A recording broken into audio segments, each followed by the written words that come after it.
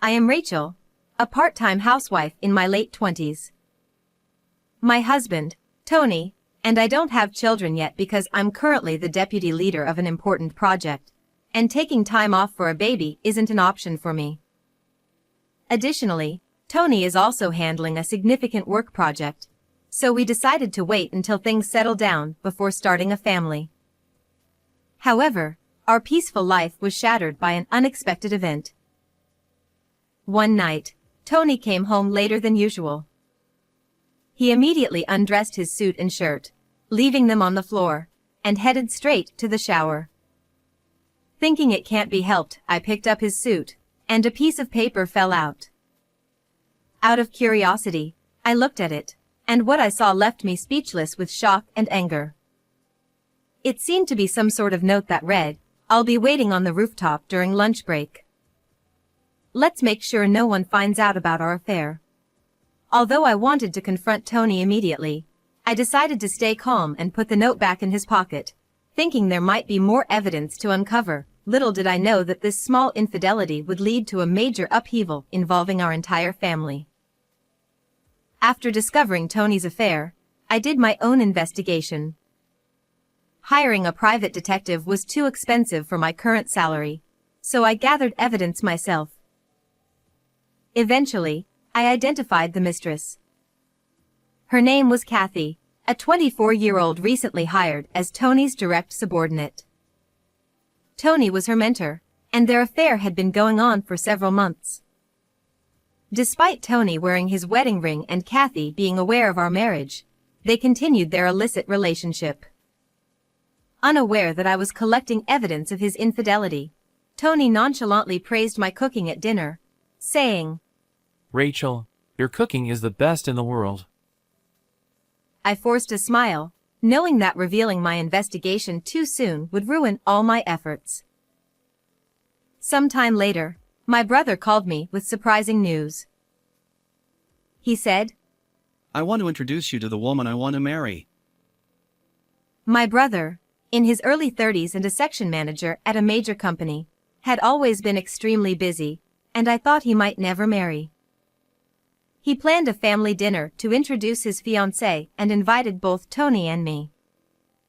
Since Tony's company was a subcontractor for my brother's company, Tony agreed to attend, likely out of a sense of obligation.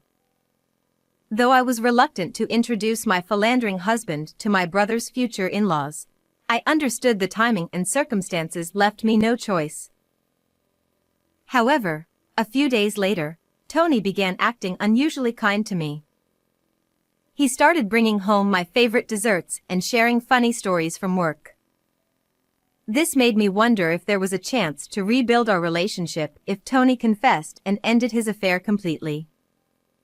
Although I had caught them together several times, their interactions were limited to meals and light physical contact, with no signs of a physical relationship yet. I hoped Tony had realized his mistake and stopped the affair, especially with my brother's important dinner approaching. I wanted to clear the air before the event. I waited for Tony to take the initiative, but aside from his increased kindness, he didn't mention anything. Recently, he hadn't gone out drinking and spent his weekends at home. We even went on a short day trip and enjoyed a high-end dinner together, making me let my guard down. However, my trust in my husband completely crumbled due to a certain incident. One evening, I went out for drinks with a friend. As we chatted over drinks and snacks, I confided in her about Tony's recent change and my thoughts of rebuilding our relationship. I asked, "He's been acting better lately, and I'm thinking of talking things through and rebuilding our marriage. What do you think?" My friend's eyes widened as she stared at something behind me. I followed her gaze and saw Tony, happily feeding his affair partner, Kathy, at a nearby table. The shock left me speechless. In this small town, rumors travel fast. My friend worked in the HR department at Tony's company and had heard whispers about their affair.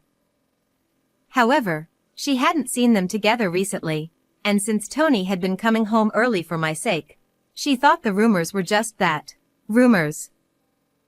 Seeing them together, though, left both of us at a loss for words. Snapping back to reality, my friend stood up, paid the bill, and dragged me outside. The winter air stung my cheeks as I finally comprehended the reality of what I had just witnessed. My friend's concerned words faded into the background as the image of Tony and Kathy lingered in my mind. She said, "You mentioned Tony's been acting nice lately, like taking you on trips and dinners. Given that and the fact they haven't been seen together at work recently, maybe he knew you were onto him?" I had been discreet in my investigations, and I hadn't confronted Tony about anything yet. The uncertainty of their actions made me incredibly anxious.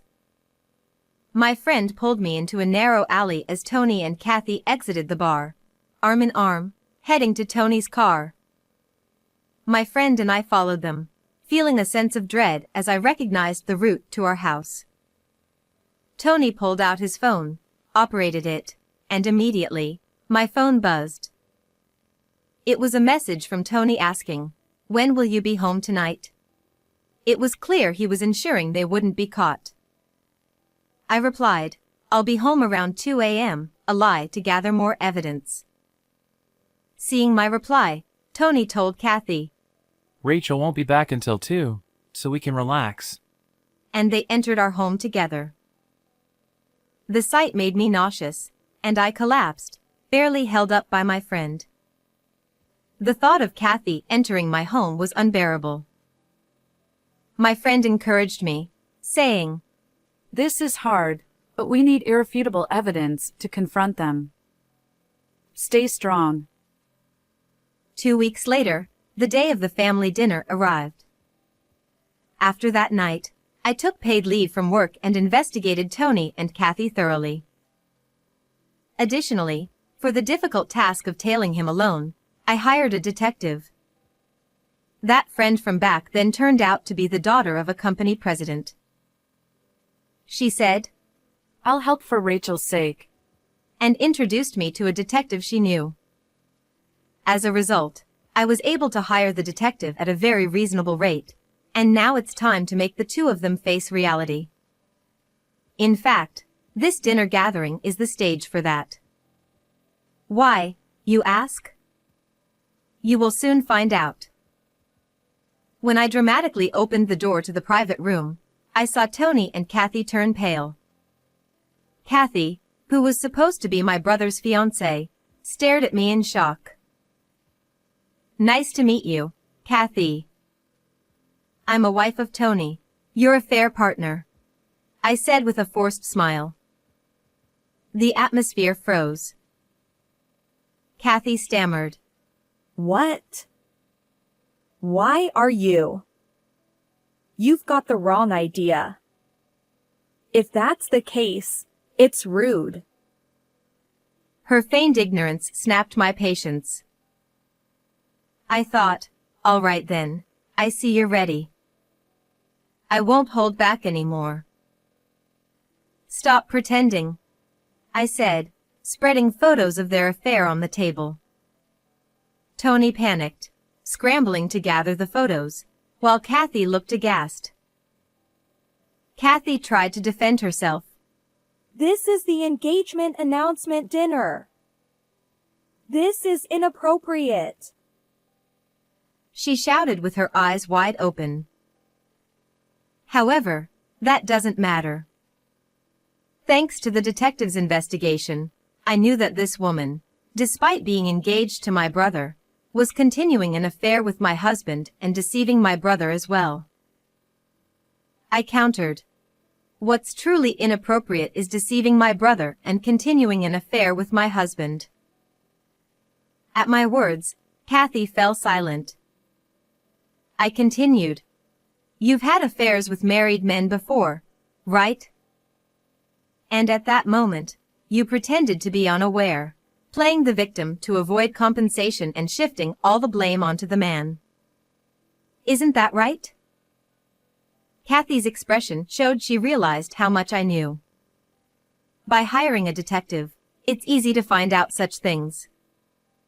This time, in case I found out, she probably planned to pretend she didn't know anything and escape from paying compensation by putting on a crying act. I turned to Tony, who was trembling, and said, "You only acted nice to me because Kathy suggested it, didn't you?" Tony, teary-eyed, denied it. No, Rachel, I only want you. It was a mistake. The relationship with her is over already. I was just enjoying the first few days. Please believe me. I sighed, placing more damning photos on the table, evidence of their affair in our home. My parents were stunned, Tony was frantic, and Kathy turned red, trying to hide the photos. Stop this. Kathy pleaded. Of course, I don't want to see these kinds of photos either, and I certainly don't appreciate being labeled as a cheated-on wife.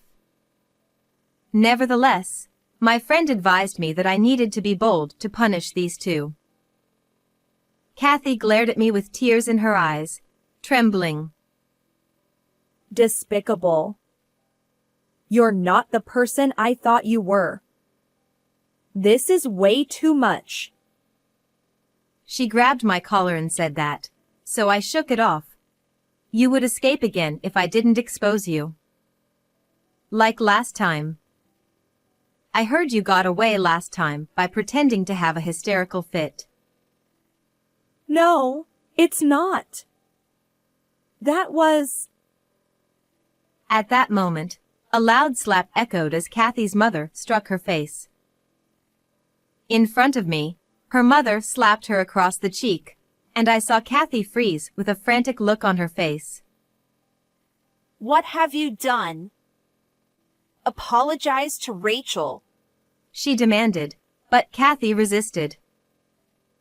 Her father grabbed Kathy's head to force to bow, and he also bowed deeply, said, I apologize sincerely for the terrible disrespect shown by my daughter. Please consider breaking off the engagement. I assure you that we will properly compensate Rachel, including returning the engagement ring and providing her with compensation. I am truly sorry. As her parents bowed their heads in tears before us, she murmured in a voice as faint as a mosquito's, Why am I being blamed? In the end, today's meeting was interrupted, and it was decided to reschedule for another day to continue discussions. As we were leaving, seemingly indifferent now, Kathy revealed her true nature. What's the deal here? Demanding compensation just because of a little fun. It's absurd. I can't forgive tearing apart our love like this. She shouted wildly while our parents desperately tried to restrain her, drawing curious glances from passers-by. Oh, what an embarrassment she is, I thought to myself. Then, my brother stepped forward calmly. Someone who can cheat so boldly isn't fit for marriage. Especially not someone who lays a hand on my sister's husband. And Tony, you better think about your position carefully. After saying that to Kathy, he also directed a cold gaze toward my husband. Tony, shaking, apologized weakly, I'm so sorry. tears streaming down his face. Shortly thereafter, a meeting was arranged to discuss the broken engagement, our divorce, and the settlement for damages. After being thoroughly scolded by her parents, Kathy was completely subdued and silent. I stated, in our settlement, Tony will pay me alimony and we will divorce. You will also need to pay me damages. Kathy remained silent, but her parents responded, We will make sure our daughter pays. showing their willingness to comply. Although this should have been the end, I had something more to say. I contacted the wife of the previous victim you deceived and avoided paying damages to. She was furious when she learned the truth and plans to reissue her claim for damages. Kathy lifted her head and croaked. No, that can't be. That was supposed to be over. I replied coldly, You think it's over? You and Tony have no idea how deeply your actions have scarred others. Tony, who had been listening quietly, muttered. I'm sorry. Kathy, realizing the truth in my words, looked visibly distressed. In such a small town, having multiple affairs is quite bold. Regardless, you will pay the damages in full, I said, turning to leave. My family followed me without a word.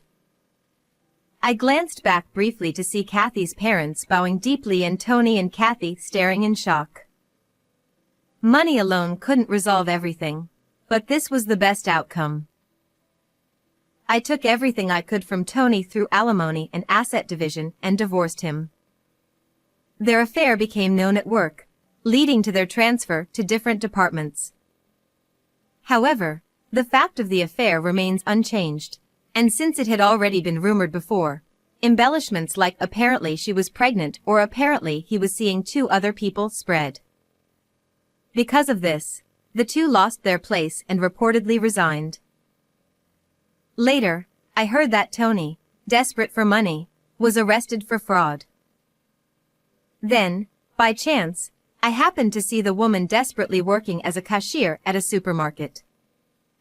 She looked completely different from her previous glamorous appearance, with a haggard and dark expression, being yelled at by her boss. This is the fate of the 2 who had an affair, but it's a case of reaping what they sowed. As for me, I apologized to my brother for ruining his engagement. But he said, I'm glad I didn't marry someone with such secrets. And comforted me. My parents reassured me that I had done the right thing, which brought me to tears. My friend, who had introduced the detective, joined me for a celebratory night out. I had feared judgment from my family for my actions, but instead, I felt supported and validated. Moving forward, I will continue to cherish those around me. To everyone watching, thank you for staying with me until the end. I love and appreciate you all. How did you find today's story? Don't forget to subscribe to the channel. See you in the next video. Back in my student days, he was the soccer team star player and quite popular. What are you doing? Stop it. Stop. I protested as my husband forcibly shoved me into the car trunk. Despite my surprise and desperate resistance, he didn't relent. With a cold gaze, he closed the trunk. No. Let me out. My screams fell on deaf ears, and the car started moving. About an hour later, as the car came to a sudden stop, I heard a metallic crunching sound. Fear gripped me. What was that noise? Eventually, I realized it was the sound of the car being crushed. At that moment, I braced myself for the end. My childhood dream was to become a superhero. At 25, I became a lawyer and enjoyed fulfilling days. Noah, my high school classmate, and I got married when we were 29. I secretly admired him, but he went on to become a professional soccer player, and we drifted apart. At our class reunion, Noah confessed. I used to like you, Sophia. And we started dating. It felt like a dream. At that time, we were both 26. Despite retiring due to injury, Noah remained resilient. He and his friend Michael, who was also from the same pro team, organized soccer workshops for kids all over the country. Thanks to his fame as a player, the workshops were always fully booked. Noah's dream was to have his own soccer field and nurture future professional players there. I wanted to support him wholeheartedly. Count me in. Whatever I can do to help. He smiled and replied. Having a capable lawyer on my side is reassuring. The shadow fell over our once blissful life about a year into our marriage. It all started when I casually looked into Noah's company's financials. The company he co-founded with Michael was struggling due to understaffing, so I intended to help by examining the books. What I found raised suspicions. Noah's company raised funds from sponsors and personal fans to fulfill his dream of nurturing future professional soccer players. The balance should have been substantial, but it was clearly much lower than expected. What's this? So much unaccounted for money. Nearly half the funds are missing. I confronted Noah immediately. His face contorted in anguish as he confessed. Michael seems to have embezzled it. Apparently, Michael had retired from professional soccer around the same time Noah did due to poor performance. Yet, they remained close and worked together. Even if you're friends, embezzlement is wrong. We should report this to the police. I insisted. Noah sighed. I know, but I don't want to betray a friend. I'll talk to him and try to recover the money. But it's nearly $70,000. Yeah. Anyway, can you trust me with this? Despite my attempts to persuade him, Noah's pained expression left me unable to unilaterally involve the police. I didn't think Michael could repay the amount immediately, but I decided to trust my husband's judgment for now. However, when Noah confronted Michael about the embezzlement, Michael fled to his hometown, prompting my husband to set off in pursuit. He asked me to accompany him, citing the reassurance of having a lawyer present. Unfortunately, my work trip schedule overlapped, and I couldn't cancel due to meetings with clients. As a result, I arrived in Michael's hometown one day after my husband. Upon reaching the location specified in my husband's message, I found a desolate natural park. To my surprise, my husband wasn't there to greet me. Instead, it was Michael. What? Why are you here? Where's Noah? Despite my inquiry, he just grinned. Then, he circled behind me and suddenly tightened his grip around my throat. Ugh. At that moment of shock and pain, my mind went blank, but I quickly regained composure. You see, I've been practicing self-defense as a hobby, and it came in handy this time. After narrowly escaping Michael's grasp, I stomped on his instep with my heels several times. Then, I pushed him away as he stumbled, and I sprinted away with unwavering determination. Leaving the natural park behind, I reached a crowded city area, finally able to catch my breath. I considered going to the police immediately, but I decided to contact Noah first. Surprisingly, he was already back home.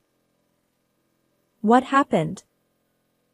I went to the location you told me, and Michael tried to harm me. I exclaimed. Noah apologized profusely. I'm sorry for putting you in danger. I wanted to explain the situation to you and have you persuade him, but I never expected Michael to go that far. My judgment was off. Please forgive me. He then recounted the events leading up to this point. Michael denied embezzling the funds, which prompted Noah to return to the company and thoroughly investigate documents. Armed with decisive evidence, Noah planned to take it to the police. We should also file a report about the attempt on your life as well. I'm sorry, but could you return home? Wouldn't it be better to report it to the local police here? Just come back home for now. At my husband's pleading, I decided to return home for the time being. 3 hours later, just as I returned home, my husband greeted me at the front door. We need to go to the police right away. Get in the car. I placed my travel bags down and followed his instructions, heading toward our home's parking area. As I tried to get into the passenger seat, Noah, who had been inspecting the trunk, called out to me. Take a look at this. Curious, I stood beside him and peered into the trunk, wondering if it contained evidence of embezzlement. What? What are you doing? Stop. Stop. Without warning, my husband shoved me from behind, locking eyes with me coldly, and then closed the trunk. No. Please, let me out. No matter how loudly I screamed, my voice reached no one. The car started moving slowly, gradually picking up speed. About an hour later, I sensed that we had parked somewhere. Trembling with fear inside the cramped trunk, I suddenly heard a metallic crunching sound. What was that noise? My heart raced until I realized it was the sound of the car being crushed. Even with self-defense training, I couldn't possibly contend with heavy machinery. But giving up wasn't an option. Amid the chaos, I desperately thought of ways to survive. Desperate to escape the trunk, I kicked the trunk's latch area with all my might. Luckily, the lock seemed to break, creating a small gap. I forced the door open, stuck my head out, and found myself in an auto junkyard. I hurriedly escaped the trunk and leaped from the pile of awaiting scrap cars. With no one in sight, I sprinted toward what seemed like an exit. As I considered seeking help from the police, I noticed Michael talking on his phone. Concealing myself in the shadows, I eavesdropped on his conversation. He casually mentioned, I confirmed the car got crushed. She's gone now. And then he blamed for my husband marrying a lawyer. It became clear, the person on the other end was Noah. My husband and Michael had conspired to eliminate me. If they discovered I was still alive, they'd surely try again. Before heading to the police, I needed to avoid their clutches. For now, I had to hide. Despite my fear, I felt a stronger desire to expose the truth. After all, I was a lawyer.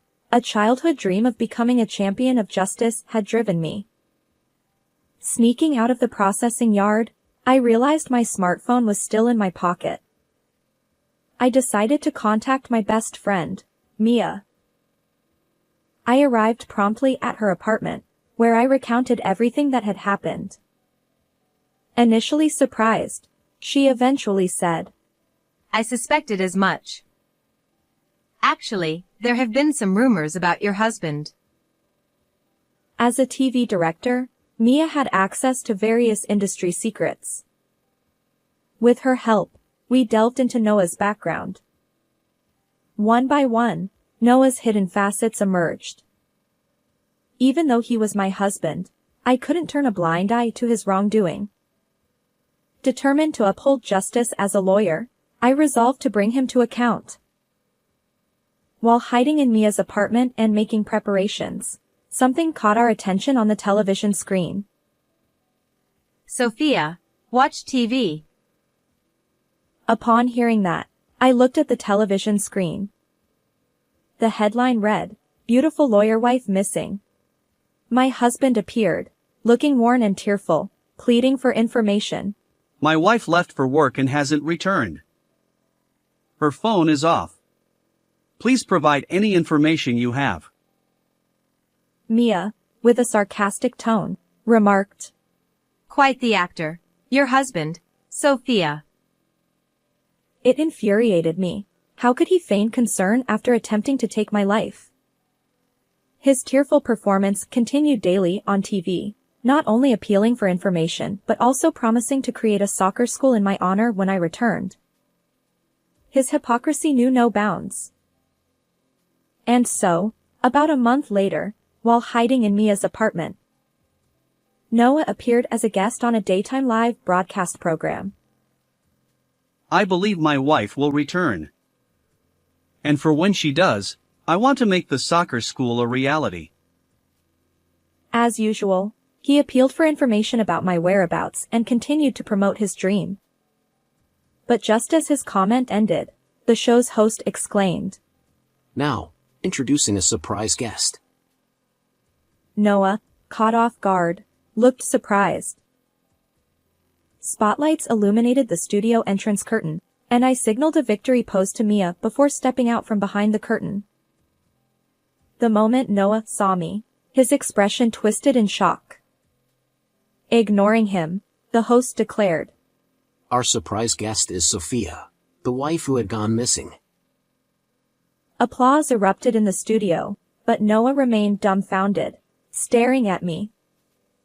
His lack of joy was evident, and the host looked suspicious. Realizing this, Noah stammered. I'm just surprised. Meanwhile, in the back of the studio, Mia nodded approvingly. Indeed, Mia was the director in charge of this program. She had informed all the show's participants about Noah's hidden side beforehand. So, naturally, the host knew everything, yet he feigned ignorance and asked me, Where have you been all this time, Sophia? I replied, I was in hiding. My life was in danger. As I answered, the celebrities present gasped dramatically, exclaiming, What? The host also remarked. That's quite an intense story.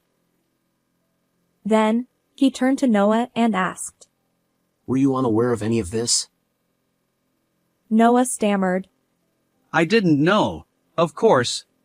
Sensing the scrutiny around him, he hurriedly approached me, his tearful face attempting to embrace me. Sophia. I'm relieved you're safe. I was worried. But I pushed his outstretched hand away. The show's host chimed in.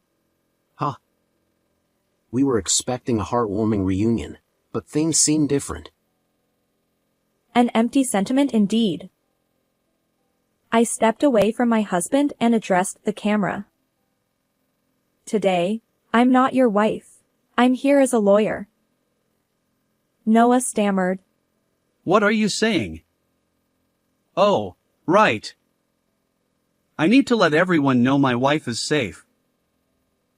As he tried to leave the studio, 2 staff members blocked his escape. Amidst laughter from the audience, Noah glared at me.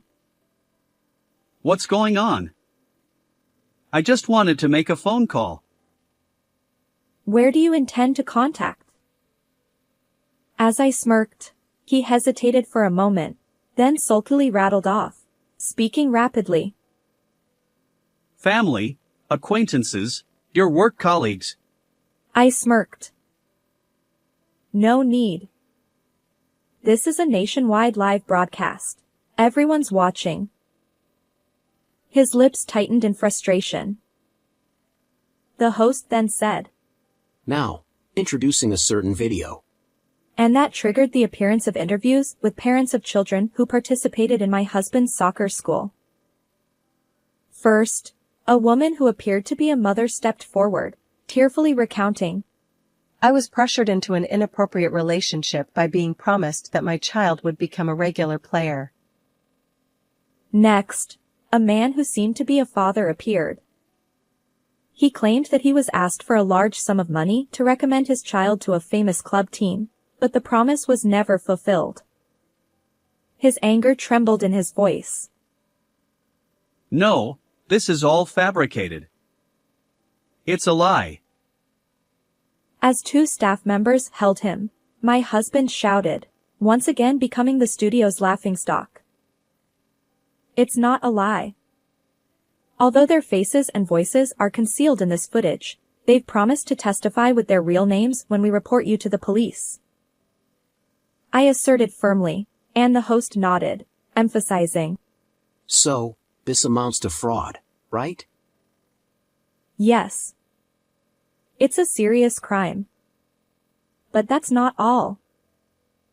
As I spoke, interviews with acquaintances of Michael began to play. The witness testified that my husband and Michael became obsessed with gambling, squandering most of the funds they had collected for the soccer school. Secretly recorded footage revealed them spending an entire day at the racetrack, celebrating and agonizing over horse races. Occasionally betting on horse racing isn't a big deal. As my husband sulked, the next video played. It showed them similarly engrossed in betting at cycling and boat racing tracks. While gambling itself is legal in legal betting, misusing funds collected for another purpose is a crime. I explained. The studio audience gasped as Michael's acquaintance made an even more shocking statement in the footage. Former soccer players involved in illegal soccer gambling. It's outrageous. No. Michael was the one doing it. I'm innocent. Yet Noah's defense crumbled, revealing that he was central to the gambling activities. Worse still, the losses drove them to plan becoming soccer gambling operators to recoup their losses. The intention behind wanting to open a local soccer school was to conceal their true purpose. What they truly planned was an underground soccer gambling den. By running a children's soccer school during the day, they aimed to deceive everyone. I declared. No. Stop making things up. His murmured words lacked conviction, barely audible. But I pressed on, unwavering, ready for my final move. Cameras are everywhere these days. Committing a crime isn't so easy. I declared. The final footage showed my husband at an auto junkyard, arranging the disposal of our car. Later, when the footage showed me crawling out of the trunk just as the scrap machine threatened to crush it, the entire studio erupted in surprise. Michael's figure, making a call near the entrance, confirmed their joint effort to eliminate me. As you can see, my husband and Michael attempted to crush me along with the car. I asserted. My husband, now pale, mumbled in denial. The broadcast ended, but the aftermath was intense. The news ran the story daily, and reporters hounded my husband relentlessly. Afterward, I divorced Noah and claimed $20,000 in compensation. Both he and Michael faced questioning for various crimes. When my husband's arrest was imminent, Mia and I quietly celebrated. I downed my glass in one go, and she winked at me. Next time, catch an even better man. No, for now, I'll focus on my work, upholding justice as a lawyer.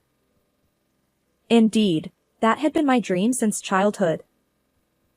How did you find this story? Don't forget to subscribe to the channel. Until next time in the next video.